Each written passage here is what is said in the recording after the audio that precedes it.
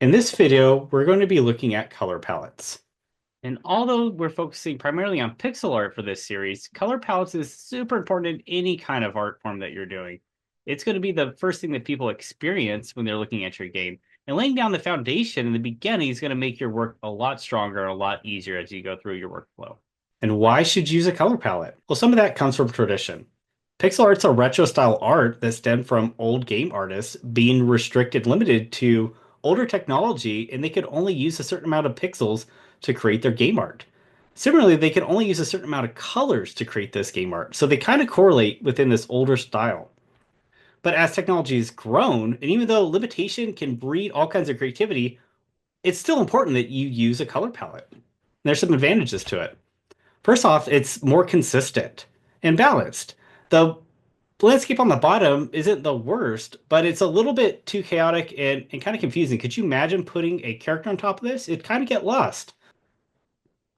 And for my favorite thing, it kind of speeds up your workflow. If you kind of decide your colors ahead of time, then you're kind of forced to kind of, you don't really have to overthink it too much as you're moving along.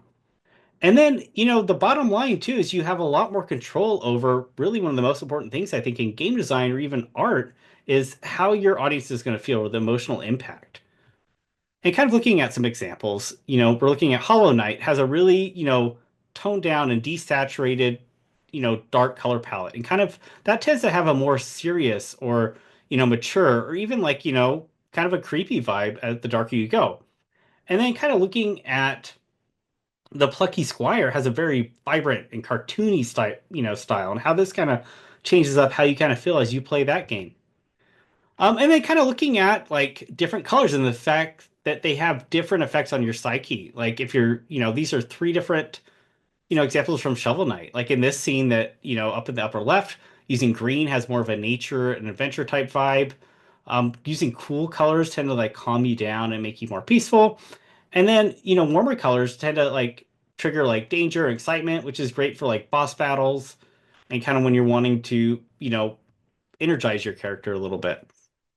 And when you're working in these digital softwares, you're kind of looking at what's considered HSV or HSB. And you're looking at the hue, the saturation, and then also the brightness, sometimes mentioned the lightness or value. And the hue is the color on the rainbow. Is it blue? Is it red? It's kind of your base color. And then also your saturation, like how vibrant is this? And that's a good way to look at this. How much gray or black are you adding to this color?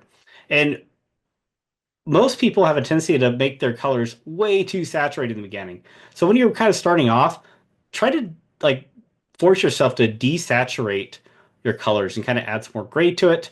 And then also with your brightness, lightness value, you're adding white to it.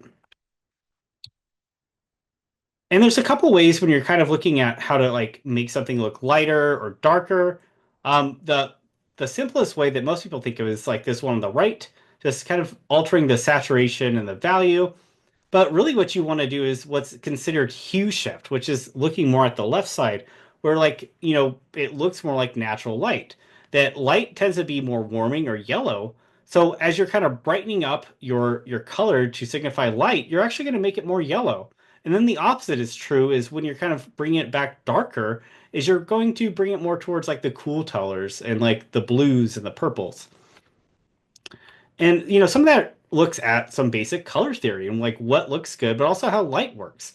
And kind of what we're looking at a little bit earlier relates to like complementary colors. And a complementary color is something that is on the opposite side of the spectrum. Kind of like how this light scenario works, where yellow at the top is, considered like a sun or a warming color.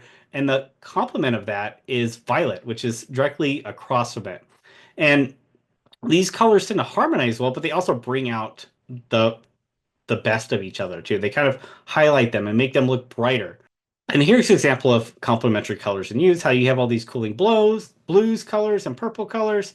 And then in the center, you have all these warm colors to kind of like bring the viewer's eye closer to that center. And similarly in this example, where the cool bluish, greenish tones are complemented with this path created by this yellow orange log that kind of shows you where the player's supposed to walk. Another color combination is triadic, where it essentially creates a triangle on your color wheel. And the most common one is the primary colors of yellow, red, and blue. And this tends to make, your scenes look really lively and vibrant and kind of, I think, similarly cartoony as well. Analogous colors is another example of kind of like colors that are next to each other, usually in like twos to five. And there's a bunch of more research and stuff out there that you can kind of look at, different color combinations when you're looking at games or you're looking at art. Try to think about, okay, why do I like this? And kind of think about, where do these colors line up on the color wheel and how do they relate to each other? And even if like at first it's still kind of confusing on kind of creating your own color palette, there's a ton of resources out there that will help you do this. Adobe, especially if you're already using Adobe products to create your digital art, has this great resource here. If you go to color.adobe.com, they have this color wheel that you can play around with, and you can kind of go through the different color schemes as well. And then you can also explore pre-made color palettes, and you can download these and actually bring these into your Adobe software, which is great. Another pretty neat one is this colors.co, and it kind of streamlines some things too, where if you go to start creating color palettes, it kind of gives you this, starting color palette that if you press spacebar, you can kind of cycle through till you find one that you like. You can also lock down some of these colors if you want to keep and cycle through some of the other ones. And then one of my personal favorites is low spec. And low spec has, it really is helpful for pixel artists as well as a variety of other types of digital artists. They also have downloadable palettes, which is great. I think this is a great starting point too, as you're starting to learn a little bit more about color. Is kind of finding a color palette that you like, and then you can also, limit it to like how many colors you want. And really, I would keep it below, in the beginning 16, and then really keep it below 32. You can also save it as a PNG, and then you can also download it as a Photoshop file. And then you can bring up Photoshop and bring it right in here. And then you can also just load your PNG image file, and you can just store it here as your palette. Let's take a look at how to create your own color palette. And for this example, let's just go ahead and use our fun website over here. And I think five is always a great starting point. And let's get something with a little bit more variety. And at first, you probably want something a little more variety in this. Like I like using something that has, a yellow or, maybe all the primaries, at least a brown and a green in it. But for example, it'll work. And the first thing you're going to copy the hex code, which is what this number is down here. And then you're going to go into your image editing software. And then when you click on create a color, you can simply just copy the hex code at the bottom down here and paste it in. And then we will just paint our first color. And then go ahead and do that for the other five as well. And five is, I think, a great starting point because really again, we don't want to do more than um, probably 30 colors in the beginning. I feel like that's kind of even pushing it sometimes. And then you're going to go ahead and create the other ones. All right, now let's start our actual hue shift. And what I'm going to do is go to use my eyedropper tool, and you can use Alt as well. And then I'm going to kind of decrease the saturation and increase the brightness. But the brightness is already at 100%, so I'll just keep it as is. And we'll just drop this number down to 25. Well, let's go down to like 45. Let's not drop it down that much yet. And then I'm going to make this more towards the yellow as well to actually do the hue shift part of it. You kind of trust your eye, seeing what looks good. And I kind of do three in each direction is kind of how my brain works. And then that'll give us, roughly about 35 colors, and then we'll end up editing some of them as we go. So then I'll do 25. And then the last one, I'll get as close to white as I can. So I'll even just do 5. And I like to add a little bit.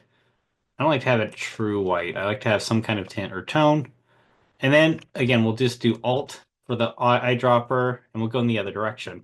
This time we'll do the opposite. As I'm lowering this brightness value, I'm going to increase my saturation.